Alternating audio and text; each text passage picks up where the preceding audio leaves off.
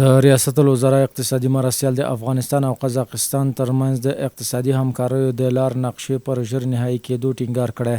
د ویان مرستیال ملا حمدالله فطرت په یو غږیز کلیپ له لارې خبر ورکړی چې د ریاست الوزرا اقتصادي مرستیال ملا عبدالغني برادر اخوند د قزاقستان د لومړي وزیر له مرستیال او د اقتصاد وزیر په مشرۍ راغلي هیئت سره کتلي دي. د نوموړي پر وینا د ریاست الوزرا اقتصادي مرستیال افغانستان او قزاقستان مهم سوداګریز شریکان وبلله او هیله یې څرګنده کړه چې د دواړو هیوادونو ترمنځ د همکاریو له لار نقشې پر تطبیق سره به د سوداګرۍ حجم 3 میلیارډ ډالرو ته ورسیږي. د افغانستان اسلامي امارت د ریاست الوزرا اقتصادي مرستیال محترم ملا عبدالغني برادر اخوند نن د ارګ په چارچنار ماڼۍ کې د قزاقستان د لومړي وزیر مرستیال او د اقتصاد وزیر ښاغلي سیریک جومانګاریان په مشرۍ راغلي هیئت سره وکتل. د ریاست الوزرا اقتصادي مرستیال افغانستان او قزاقستان مهم سوداګریز شریکان وبلل او هیله یې وښوده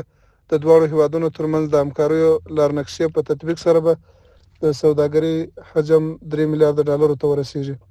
ښاغلي ملا عبدالغني برادر اخوند ویلي د کرنې قانون او استخراج ترانسپورت اوسپنې پټلۍ او صنعت برخو کې ګډ کار کول د کرنیزو محصولاتو د صادراتو زیاتوالی د بانکي اړیکو پیاوړتیا د کرنې او مالدارۍ اړوند موافقتنامې د مالي بازارونو په برخه کې تخنیکي همکاري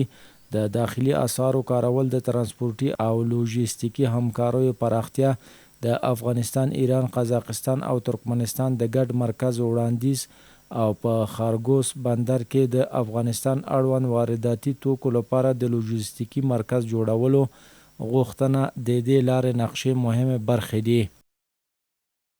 محترم عبدالغني برادر اخوند وویل د کرنې قانون او استخراج ترانسپورت اوسپنې پټلۍ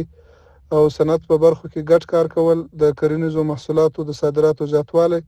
د بانکي اړیکو پیاوړتیا د کرنې او مالدارۍ اړوند موافقتنامې د مالي بازارونو په برخه کې تخنیکي همکاري د داخلي اسعارو کارول د ترانسپورتي او لوژیستیکي همکاریو پراختیا د افغانستان ایران قزاقستان او ترکمنستان د ګډ مرکز وړاندیز او په خارګوس بندر کې د افغانستان اړوند وارداتي توکو لپاره د لوژیستیکي مرکز جوړولو غوښتنه د دې لارنقشې مهمې برخې دي. د ریاست الوزرا اقتصادي مرستیال زیاته کړه افغانستان د یادې لارې نقشې مسوده له خپل لوري نهایی کوي او له قزاقستاني لوري هم غوښتنه کوي چې د دوی اړوند برخې نهایی او تطبیق ته یې زمینه برابره کړي. ملا عبدالغني برادر اخوند د اقتصادي همکاریو د پراختیا لپاره د خصوصي سکتور رول مهم وباله او ویل د سوداګریزو نندارتونونو ګډو اقتصادي فورمونو د سوداګرۍ خونو ترمنځ د همکاریو او د سوداګرو د متقابلو سفرونو ډیروالی کولی شي نوي اقتصادي فرصتونه رامنځته او د پانګونې کچه لوړه کړي. د ریاست الوزرا اقتصادي مرستیال زیاته کړه افغانستان د یادې لارنقشې مسوده له خپلې لوري نهایی کړې او له قزاقستاني لوري هم غوښتنه کوي چې د دوی اړوند برخې نهایی او تطبیق ته زمینه برابره کړي. محترم عبدالغني برادر اخوند د اقتصادي همکاریو د پراختیا لپاره د خصوصي سکتور رول مهم وباله او ویل د سوداګریزو نندارتونونو ګډو اقتصادي فورمونو د سوداګرۍ خونو ترمنځ د همکاریو او سوداګرو د متقابلو سفرونو ډیروالی کولی شي نوي اقتصادي فرصتونه رامنځته او د پانګونې کچه لوړه کړي. ورپسې ښاغلي سیریک جومانګاریان خبرې وکړې او ویل د قزاقستان لومړي وزیر له افغانستان سره د اړیکو پراختیا او اقتصادي همکاریو زیاتوالي ته ځانګړې توجه لري او نننی سفر یې هم د هغه په هدایت شوی.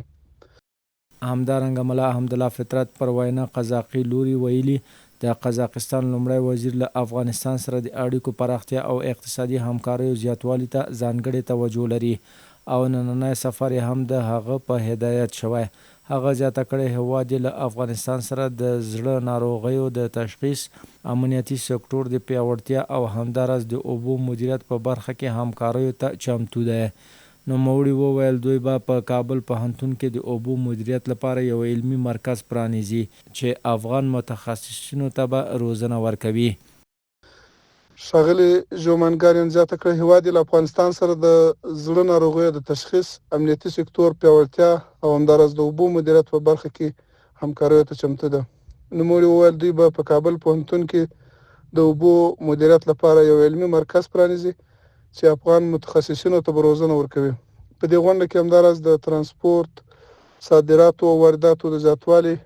بانکي اسانتیاو رامنځته کولو،